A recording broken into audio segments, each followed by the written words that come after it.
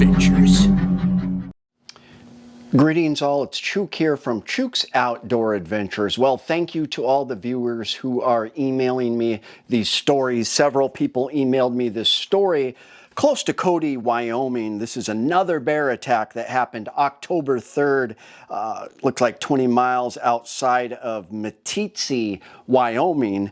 So Bullets for Bucks is from Wyoming. I hung out with that guy a couple times. I can't wait to go to Wyoming. Beautiful country, but you can't make this up. This starting midsummer here in Alaska to late fall. Now a lot of the bears are hibernating up here now, but we're still getting elk hunters being attacked in the lower 48, particularly Idaho, Montana, and Wyoming. And this is a problem because these bears must have bred a lot and they are attacking hunters.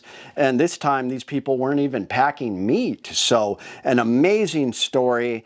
And I know I keep talking about these different narratives that the media portrays. The media did a good job this time. Typically, it's a couple narratives. The biggest one I have problems with is the bear spray versus firearms. We'll talk about that. Another one is even up here, the media and some authorities will say, oh, these bear attacks are not common. They're pretty rare. No, they're happening every weekend. Somebody skewed my comments because I was quoting the authorities saying these attacks are rare. And the guy is like, well, if the attacks are so rare, how come every Friday you feature a new one? And that's my point exactly. They're not rare. I'm literally, it's been a couple months now. I've got a new attack to talk about literally every Friday. So this is an amazing story, particularly because this guy's son had a Glock 10 millimeter. I did hear that it was a Glock 20, and that is the most popular model. What I want to know is what ammo he had and what, if it was in fact a Glock 20, if he had a chest holster. Those are popular up here. If it was a hip holster. A lot of times people are having their Glock 20 in a Kenai Gunfire's chest holster, which is a great setup. I'd also like to know if it was a Gen 4 or a Gen 5 Glock 20. So father and son from Cody, Wyoming came within yards of death. They were charged by a grizzly bear during a hunting trip near Meeteetse. So this is Vince and his son Garrett Kowalski. Hunting has always been a family tradition. Vince has been hunting for 21 years. So they were climbing a ridge hoping to get another shot at an elk, and really close. They heard some snapping, and I think it was just yards away. This bear had its ears back. I've seen that. That's a bad sign. And this grizzly just came at them.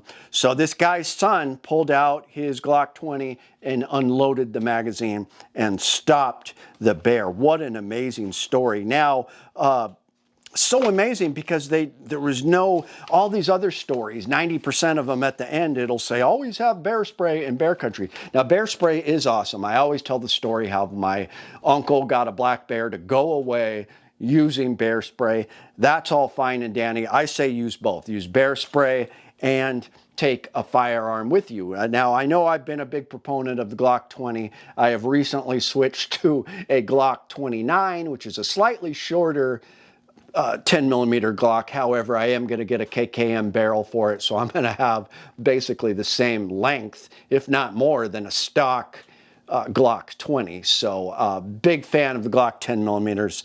So this guy, he was hesitant about letting his son carry one in the chamber, but luckily at the end of the interview, and you can even watch the interview on the they have it on KTVQ News out of Cody, Wyoming, or it might have been out of Billings, but the guy said he was hesitant to let his son carry one in the chamber, but after the bear was stopped, he is now happy that, and he's going to always have him carry one in the chamber. And that's true. Always have one in the chamber. These things have trigger safeties. Well, unless you got an aftermarket trigger like me. But it was a pretty cool story. So the kid drew, and he said as soon as his support hand slapped the gun, then he just started firing, emptied the magazine. His shots were good.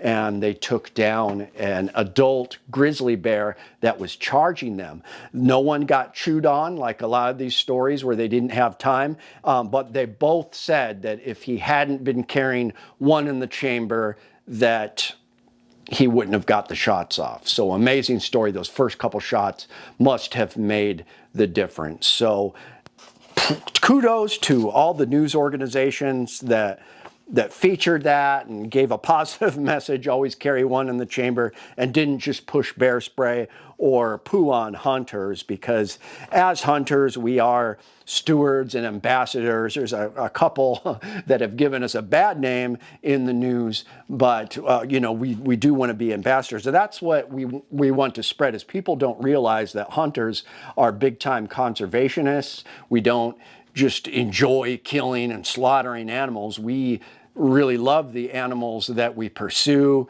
and you know, we love being in nature and we admire the animals. A lot of hunters won't even get anything. They'll just get close to animals that they're chasing, and that will be enough for them. And that's what I'm kind of becoming. I just enjoy being out in nature. I love the animals I hunt, big respect for them, and hunters are conservationists. Now, when it comes to conservation, something needs to be done, I believe, in the Yellowstone area in the lower 48, because we're getting almost weekly attacks, and it's getting crazy. I mean, we've got a healthy population of brown bears and grizzly bears up here. Brown bears are the coastal brown bears, and grizzly bears are the inland ones.